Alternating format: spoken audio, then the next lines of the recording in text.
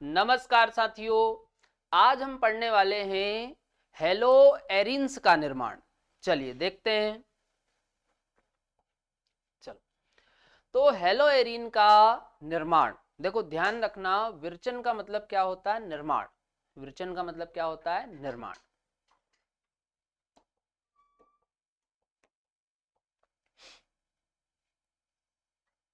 Hello एरिनो का विरचन, preparation of hello arenes, है ना। तो सबसे पहले अपन इसमें देखने वाले हाइड्रोकार्बन से इलेक्ट्रॉन रागी प्रतिस्थापन द्वारा, है ना। चलो, हाइड्रोकार्बन से इलेक्ट्रॉन रागी प्रतिस्थापन, है ना। मतलब इसमें आप समझो होता क्या है भाई। यहां पर हमने ये टालुइन ले रखी है और टालुइन की अभिक्रिया हम X2 से करवा रहे हैं, है ना। और यहां पर आपको Fe लेना है। क्या लेना है? Fe ले लो, या आप FeCl3 ले लो, या फिर इसके अलावा कोई आप दूसरा लुईस अम्ल ले सकते हो, है ना। और साथ में आपको डार्क, मतलब ये जो अभिक्रिया है वो आपको डार्क में करवानी पड़ेगी, है ना। तो यहां पर बनता है इलेक्ट्रोफाइल। यहां पर क्या बनेगा? इलेक्ट्रोफाइल। चलो, तो इलेक्ट्रोफाइल पर होता है पॉजिटिव चार्ज। तो यहां पर इलेक्ट्रोफाइल बनता है X पॉजिटिव। इलेक्ट्रोफाइल क्या बनेगा? X positive. और यहां पर देखो ये CH3, ये CH3 का प्लस I प्रभाव होता है। CH3 का प्लस I प्रभाव होता है। और प्लस I प्रभाव वाले आर्थो पैरा डायरेक्टिंग होते हैं। कैसे होते हैं? आर्थो पैरा डायरेक्टिंग, मतलब आने वाले समूह को ये आर्थो और पैरा स्थिति पर जुड़ने का निर्देश देते हैं, है ना। तो आप क्या करो, ये इलेक्ट्रोफाइल को आप आर्थो पर जोड़ दो और एक बार आप इसको पैरा पोजीशन पर ले जाकर जोड़ दो, है ना। चलो, अब देखो इधर प्रोडक्ट क्या बनेगा।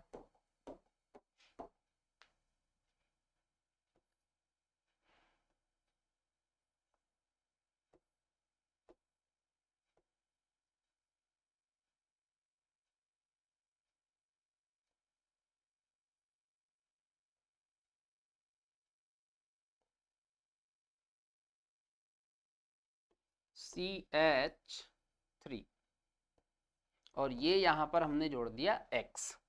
चल, प्लस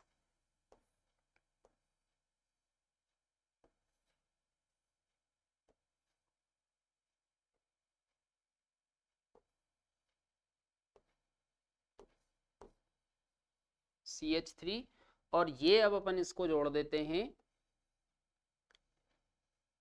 पैरा पोजीशन पर, पैरा पोजीशन, है ना।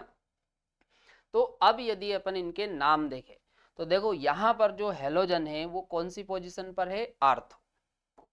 तो इसका नाम हो जाएगा आर्थो हेलो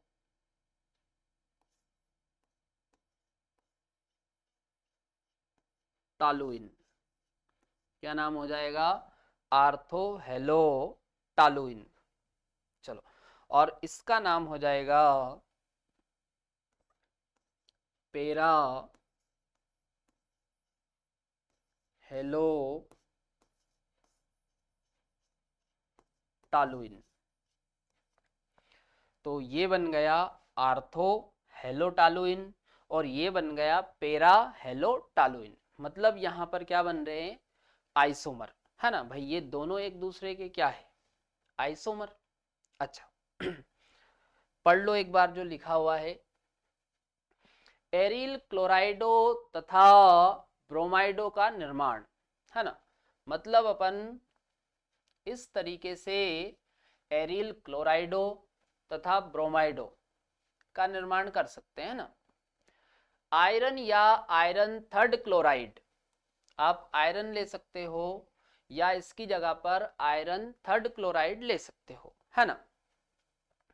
अथवा किसी अन्य लुईस अम्ल उत्प्रेरक की उपस्थिति में एरिनो के क्लोरीन अथवा ब्रोमीन द्वारा इलेक्ट्रॉन रागी प्रतिस्थापन। भाई इलेक्ट्रॉन रागी भाई ये है इलेक्ट्रॉन रागी इलेक्ट्रोफाइल। तो यहां पर आप देखो, यहां पर जाकर जुड़ रहा आर्थो पोजीशन पर और पेरा। तो भाई यहां पर आर्थो और पेरा पोजीशन से हाइड्रोजन निकल जाता है और हाइड्रोजन की जगह पर जाकर ये हेलोजन जुड़ जाता है।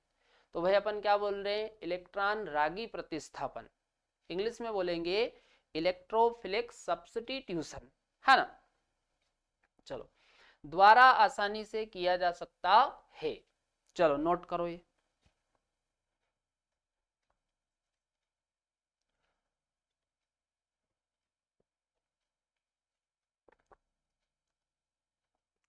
चलो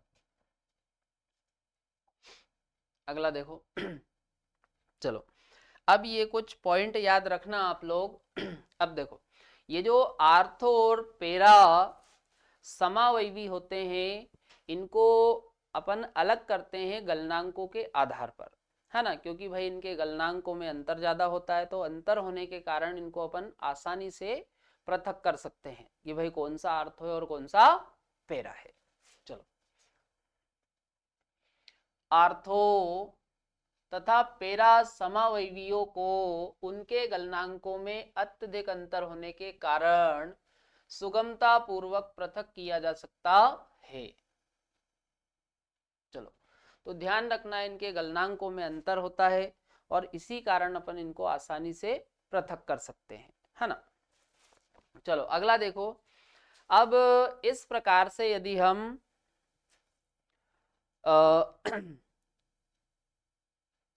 I2 की अभिक्रिया करवाते हैं, तो भाई जब आप I2 आयोडीन के साथ अभिक्रिया करवाते हो तो अभिक्रिया होती उत्क्रमणी। कैसी हो जाती है यहाँ पर अभिक्रिया, उत्क्रमणी। तो यहाँ पर आपको ऑक्सी कारक लेना पड़ता है। क्या लेना पड़ता है, ऑक्सी कारक। तो आप यहाँ पर HNO3 ले लो या HiO4 ले सकते हो, है ना, ये आपको लेना ही पड़ेगा। चलो पढ़ो, आयोडीन के साथ अभिक्रिया उत्क्रमणी होती है, ध्यान रखना, तथा इस अभिक्रिया में उत्पन्न HI को ऑक्सीकृत करने के लिए ऑक्सीकारक कर्मक, तो ऑक्सीकारक कर्मक में आप HNO3 ले सकते हो या फिर आप HiO4 ले लो, है ना।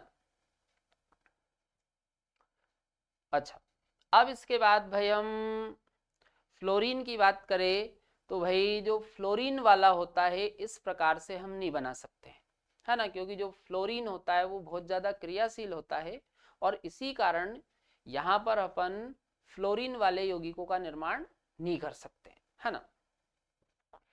फ्लोरीन की अत्यधिक क्रियाशीलता, फ्लोरीन की अत्यधिक क्रियाशीलता के कारण इस विधि द्वारा फ्लोरीन युक्त यौगिकों का विरचन, विरचन का मतलब होता है निर्माण, है ना। तो इस प्रकार से आप फ्लोरीन युक्त यौगिकों का निर्माण नहीं कर सकते। क्यों, क्योंकि भाई फ्लोरीन जो है वो अत्यधिक क्रियाशील होता है ना। चलो नोट करो ये।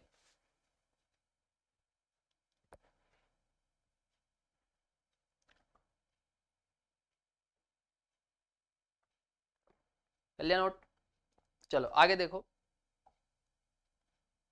चलो अगला है एमिनो से सेंडमेयर अभिक्रिया द्वारा, है ना।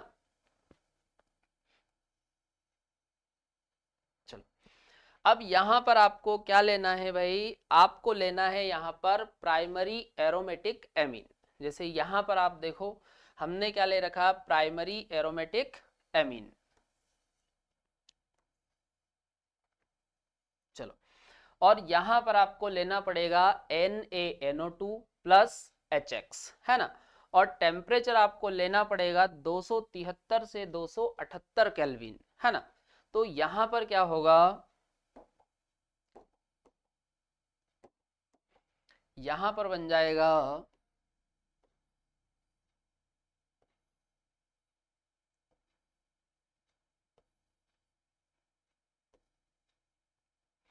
यहां पर बन जाएगा N2X, ये नेगेटिव और ये पॉजिटिव। तो इसका नाम है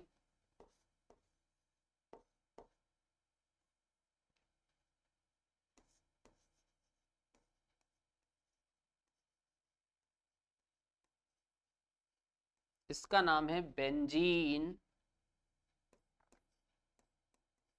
डाई एजोनियम। क्या नाम है इसका? Benzene diazonium halide.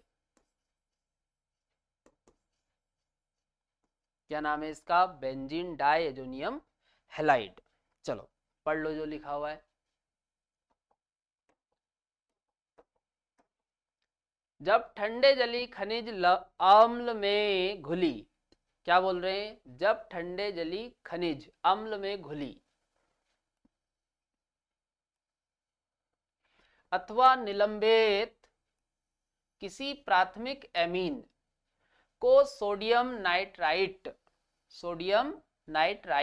ये NaNO2 के साथ अभिकृत किया जाता है तो डाई एजोनियम लवण बनते हैं, है ना भाई। इसी को अपन डाई एजोनियम लवण भी बोलते हैं।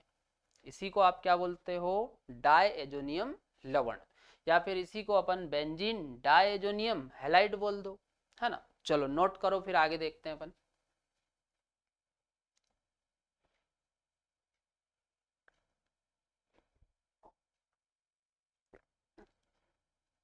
चलो आगे देखो। अब भाई ये जो बेंजीन डाई एजोनियम हैलाइड बना है ना, ये बना लिया।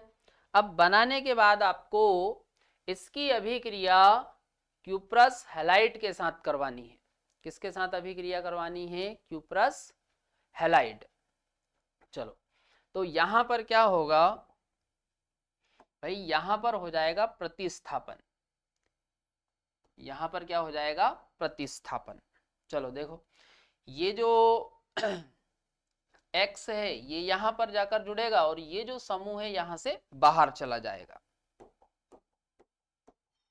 तो इधर आप देखो,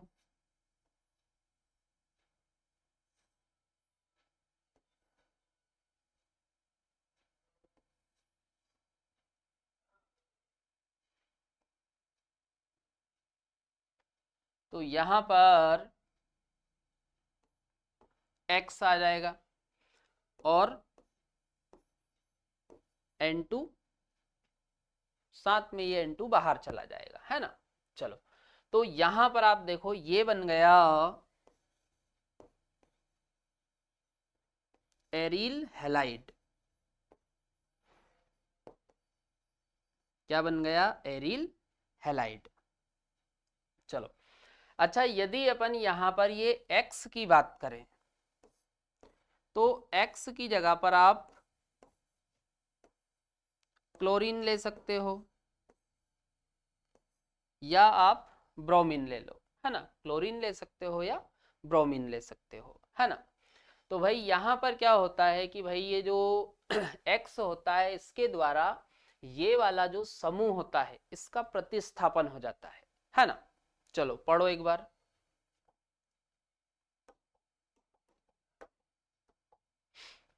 ताजा बने डाई एजोनियम लवण, ध्यान रखना ये आपको ताजा बना हुआ ही लेना पड़ेगा, तथा क्यूप्रस क्लोराइड, है ना, अथवा क्यूप्रस ब्रोमाइड के विलयन को मिलाने पर डायजोनियम समूह, भाई ये वाला जो है ये डायजोनियम समूह है ना, समूह क्लोरीन अथवा ब्रोमीन के द्वारा प्रतिस्थापित हो जाता है ना। तो भाई यहां पर आप देखो ये प्रतिस्थापित हो गया, तो क्या बन गया? Aryl halide. चलो नोट करो ये।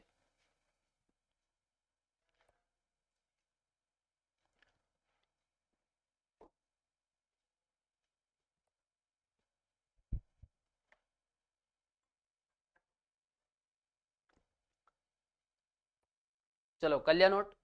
अब आगे देखो अब देखो यहां पर अपन ने क्लोरीन वाला बन जाएगा, ब्रोमीन वाला बन जाएगा। अब अपन देखते हैं आयोडीन वाला, है ना। चलो, अब यहां पर आप देखो अपन ने बेंजीन डाइएजोनियम हैलाइड ले रखा है। यहां पर आपको क्यूप्रस हैलाइड लेने की आवश्यकता नहीं होती, यहां पर आप KI ले लो जिसमें अपना काम हो जाएगा।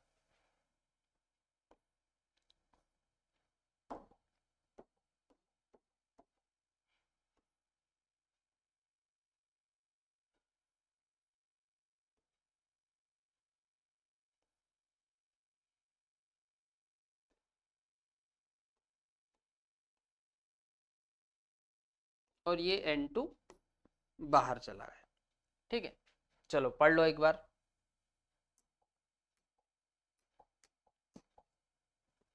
आयोडीन द्वारा डायजोनियम समूह के प्रतिस्थापन के लिए, है ना, डायजोनियम समूह के प्रतिस्थापन के लिए क्यूप्रस हैलाइड की उपस्थिति आवश्यक नहीं होती। इसे सामान्यतः डायएजोनियम लवण तथा पोटेशियम आयोडाइड, भाई ये KI क्या है, पोटेशियम आयोडाइड, के विलयन को एक साथ हिलाकर किया जाता है ना। चलो नोट करो ये।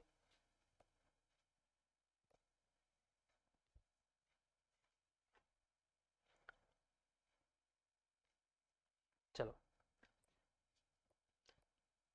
आगे देखो। चलो, तो यहां पर अपना ये एरिल हैलाइड के निर्माण वाली जो अभिक्रियाएं ये पूरी हो गई, है ना। चलिए अब इसके बाद अपन देखते हैं गलनांक और क्वथनांक के कुछ ऑर्डर, है ना। अच्छा ध्यान रखना, गलनांक और क्वथनांक की अपन बात करें तो भाई melting point and boiling point, है ना, ये समानुपाती होता है मॉलिक्यूलर वेट के। भाई मेल्टिंग और बॉइलिंग पॉइंट मॉलिक्यूलर वेट के होते हैं समानुपाती, है ना। और साइड चेन की हम बात करें तो साइड चेन के ये होते हैं व्युत्क्रमानुपाती। साइड चेन के कैसे होते हैं, व्युत्क्रमानुपाती, है ना। मतलब भाई मॉलिक्यूलर वेट के समानुपाती, मतलब मॉलिक्यूलर वेट बढ़ता है तो गलनांक और क्वथनांक बढ़ता है ना। और साइड चेन यदि बढ़ती है तो गलनांक और क्वथनांक कम होता है ना। चलो अब देखो यहां पर आप ऑर्डर देखो, भाई आर तो आप देखो सब में सेम है, पर आप देखो फ्लोरीन, क्लोरीन, ब्रोमीन, आयोडीन, हम समूह में नीचे जा रहे हैं, तो नीचे जाओगे तो भाई मॉलिक्यूलर वेट बढ़ेगा। तो सबसे ज्यादा मॉलिक्यूलर वेट किसका होगा, इस वाले का। तो सबसे ज्यादा बॉइलिंग पॉइंट इसका होगा, है ना। चलो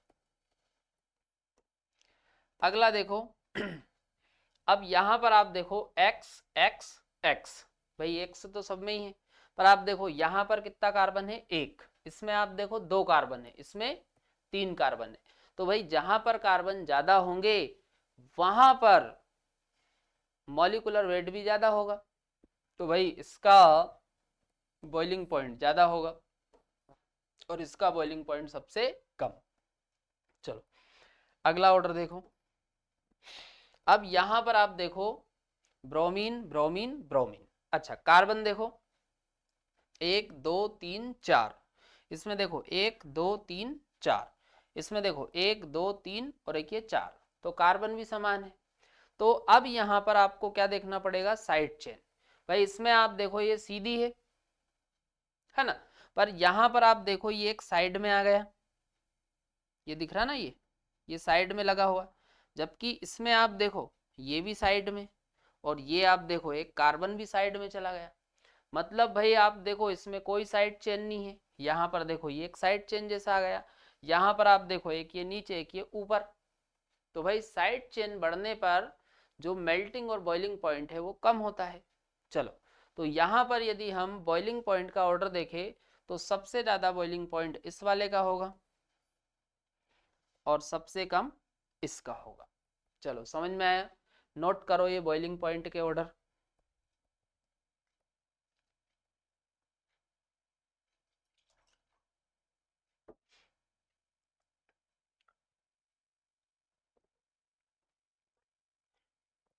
चलो आगे देखो,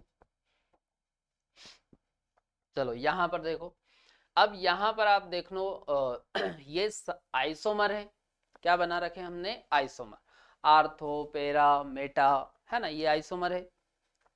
तो इनमें आप ध्यान रखना, अपन बॉइलिंग पॉइंट की बात करें तो सबसे ज्यादा जो बॉइलिंग पॉइंट है वो आर्थो वाले का होता है ना, और सबसे कम आप देखोगे तो सबसे कम बॉइलिंग पॉइंट होता है मेटा वाले का, है ना, और पेरा वाला देखो बीच में आ गया। अच्छा, अब यदि हम मेल्टिंग पॉइंट की बात करें तो भाई मेल्टिंग पॉइंट सबसे ज्यादा होता है पेरा वाले आइसोमर का, तो सबसे ज्यादा किसका आ रहा है, पेरा वाले का, ये ध्यान रखना है ना। और यदि हम सबसे कम देखें तो सबसे कम किसका है, मेटा वाले का, है ना, मतलब इसमें आप देखो आर्थो वाला बीच में आ जाएगा। तो ये ध्यान रखना, दोनों ऑर्डर कई बार एग्जाम में पूछे गए हैं, है ना।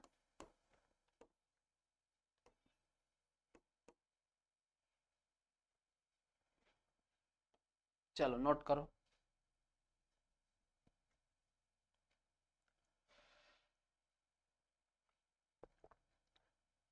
चलो कल्याण नोट। अगला देखो, अगला है घनत्व, डेंसिटी।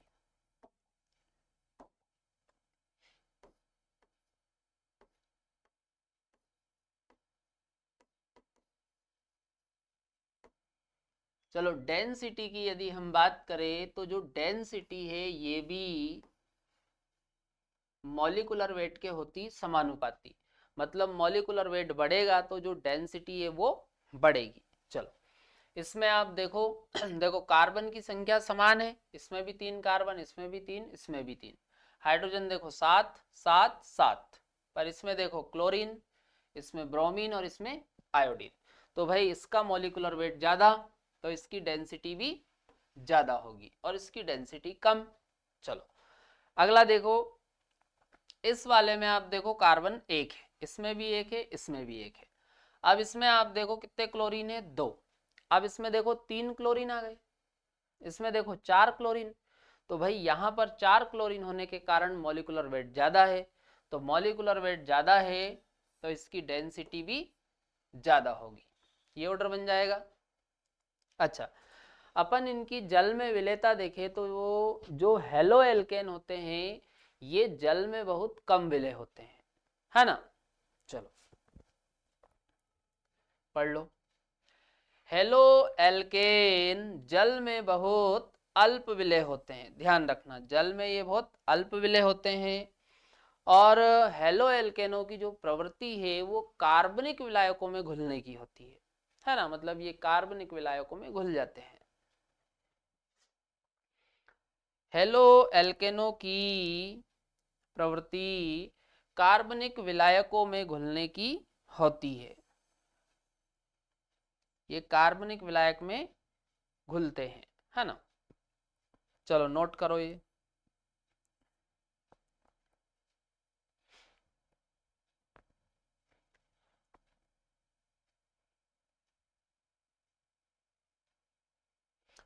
चलो कल्याण नोट। तो यहाँ पर अपना आज का टॉपिक कंप्लीट हो जाता है, ये इसके आगे का अपन कंटिन्यू करते हैं कल।